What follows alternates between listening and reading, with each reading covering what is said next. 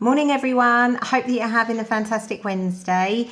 I just wanted to post a video this morning, following on from my post from last night with regard to the activity that I've put into place.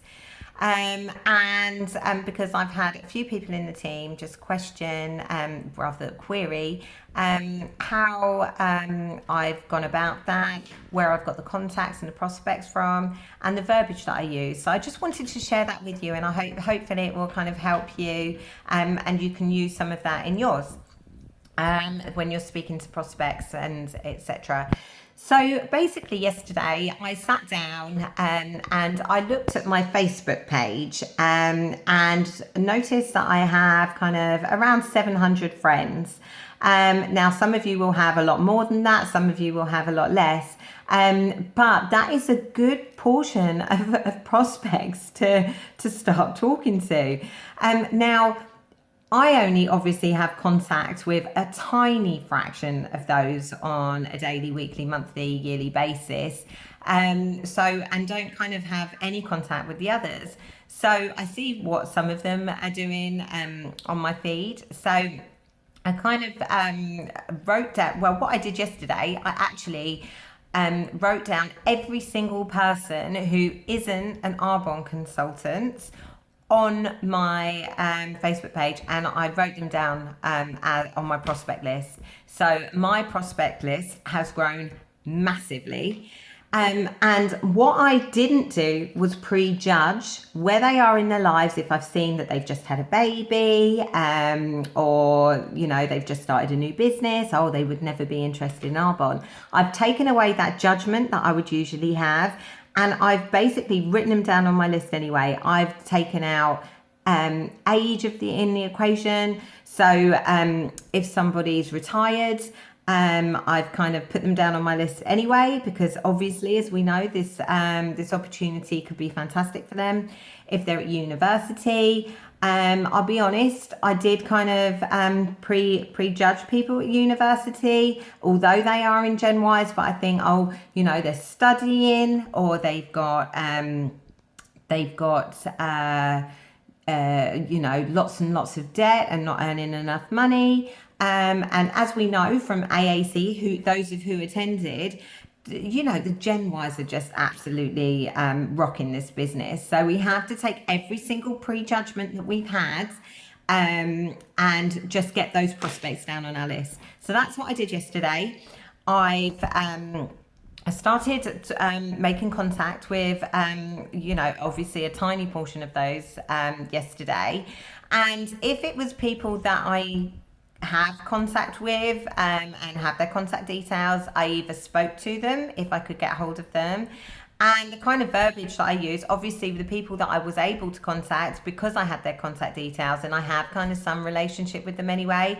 So they were asking me how I got on at the weekend. I was telling them how fantastic it was. Obviously they saw some of the photos, and I was kind of asking them how they were.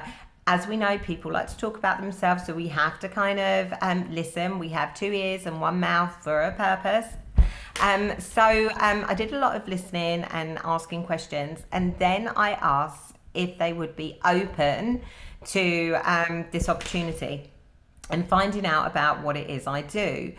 And the ones I spoke to yesterday were, and I was kind of really kind of taken aback, really, because one in particular, I was expecting her to say, "Oh no, not for me, I'm too busy. My youngest hasn't gone into school yet," and blah blah blah. But she's very much open. She went down on my list to do a one-to-one. But then I remembered in our training over the weekend, we were kind of, one of the trainers, fantastic trainer. She put us into kind of personality categories, and I was known as a square. So I kind of turn up on time, and I kind of see people where I want to meet them, and that's usually in a quieter environment. So I gave her some options that was kind of was given in our training.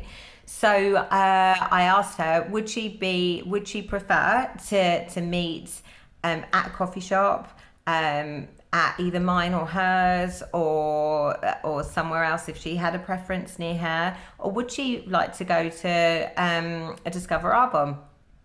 And I wasn't actually going to give her the Discover Arbonne as an option, because to be honest, I just wanted to meet her this week and kind of just kind of carry on with the business, because obviously I'm so enthused and excited to get going with this. But she did actually come back to me and said, do you know what, Nina, I would actually really like to go to a business opportunity so that I can see other people and hear from other people as well.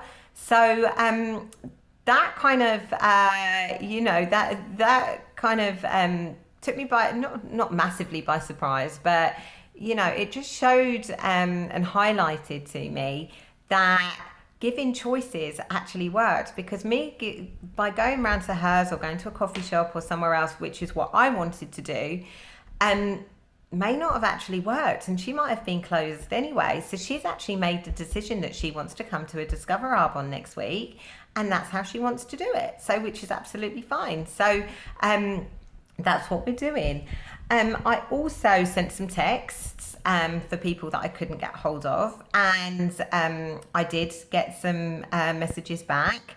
A couple weren't interested in the business, but wish me well and everything else. But one of them said, yes, Nina, I've seen your photos and I think I was really close before, because I had approached her about the business before, and she said, I think I was really closed, and I want a part of the excitement that you're having right now. So I'm really open to it. So I'm meeting up with her.